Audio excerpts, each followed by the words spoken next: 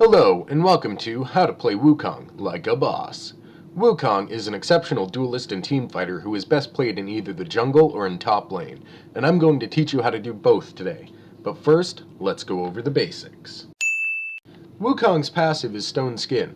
Stone Skin gives you an extra 4, 6, or 8 armor and MR per every 6 levels for each nearby enemy champion, meaning in late game team fights you can have an extra 40 armor and MR just for being there. His Q is Crushing Blow. It deals physical damage, scaling with your AD and skill rank, and reduces the target's armor by up to 30% at max rank for 3 seconds. Wukong's W is Decoy. You make a clone of Wukong that stays where you activated your W, while you're stealth for 1.5 seconds. When the decoy wears off, it will spin, dealing AoE magic damage scaling with AP. Wukong's E is Nimbus Strike. Nimbus Strike is a targeted dash that also deals damage to 2 enemy units near his target, and deals damage scaling with your AD. It also gives you a 4-second attack speed steroid scaling with your skill rank. And finally, Wukong's ult is Cyclone. Wukong spins around dealing AoE damage per second, scaling with AD, knocking up enemy champions the first time they are hit. It also increases his movement speed by 5% every half second that the skill is active, capping at a 40% speed boost. This boost is lost as soon as the skill ends. Top lane Wukong is a great pick against somewhat squishy top laners like Teemo or Gnar.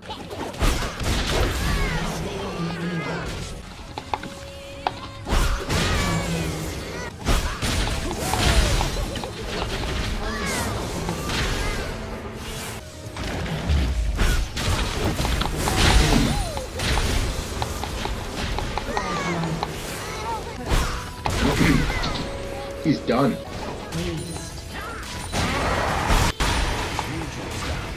All of that footage was from an old video of mine that YouTube took down for copyright content. So, champions you don't want to pick Wukong in to include Darius, Malphite, Yorick, basically anybody that's super tanky or can pump out a bunch of damage really quickly. When playing Wukong top, I like to start with my Q, take E at level 2 and W at level 3, maxing in EQW order, taking my ult whenever possible.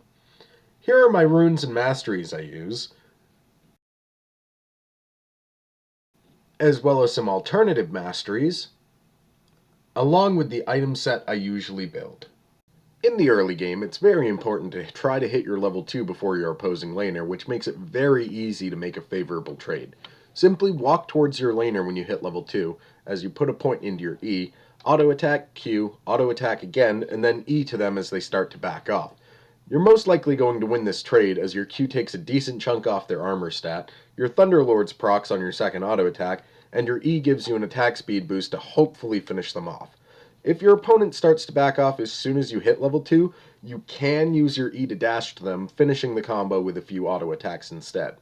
Champions you want to avoid doing this against are Darius, Riven, and Sion, as they will be able to fight and probably kill you at this point.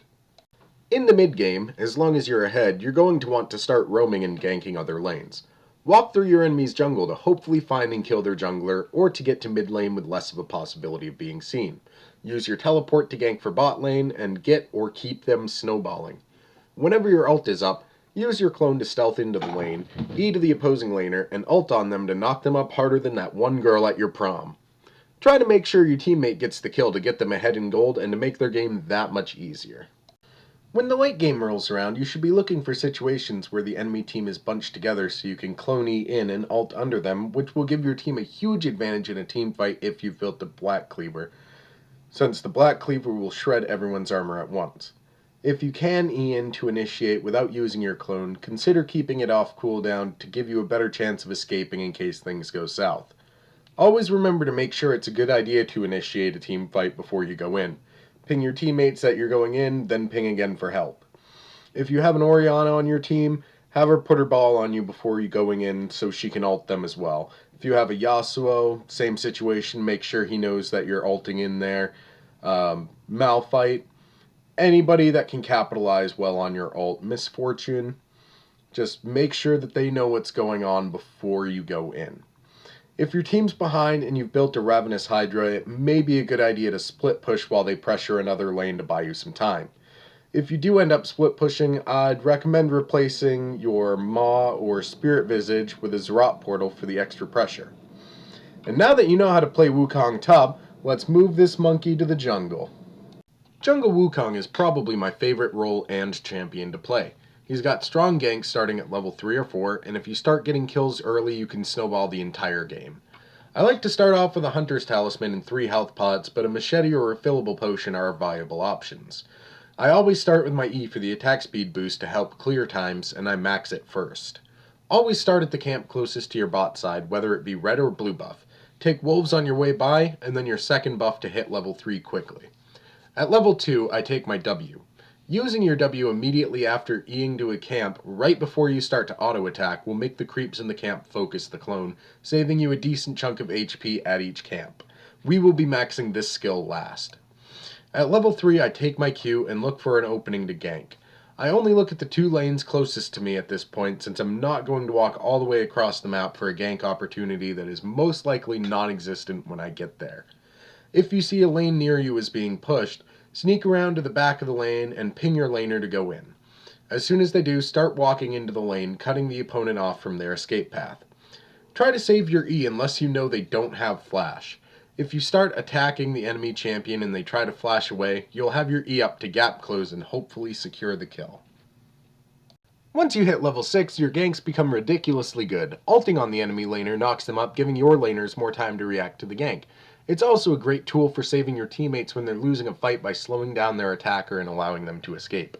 At this point, you should have a few kills and assists and should look into buying Stalker's Blade Warrior. Warrior gives you a huge power spike immediately and usually catches people off guard the first time they fight you after buying it. Also grab some boots, whether they're tier 1 or tier 2, as your mobility is going to help a lot with your clear times and ganks. Once you finish these items, the only remaining item that you really need to buy is the Black Cleaver. The Black Cleaver is pretty much necessary on Wukong and makes your usefulness in both ganks and team fights much greater. After that, it's really up to you what you build, but if you need some suggestions, here's what I usually go for.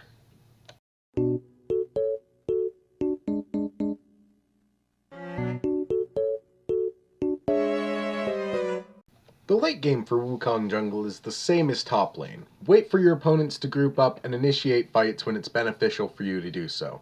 The only extra thing you need to do is keep an eye on Baron and the Elder Dragon and keep control of them. Do not let your opponents get either or both of these, and you should do fine, as long as you've been taking dragons throughout the game and not just giving them to your enemies for free. Now, here are my runes and masteries I use while playing Donkey Kong in the jungle. I hope you enjoyed the video, and now, if you'll excuse me, I'm gonna go play with my monkey. No, wait, it's not what you think.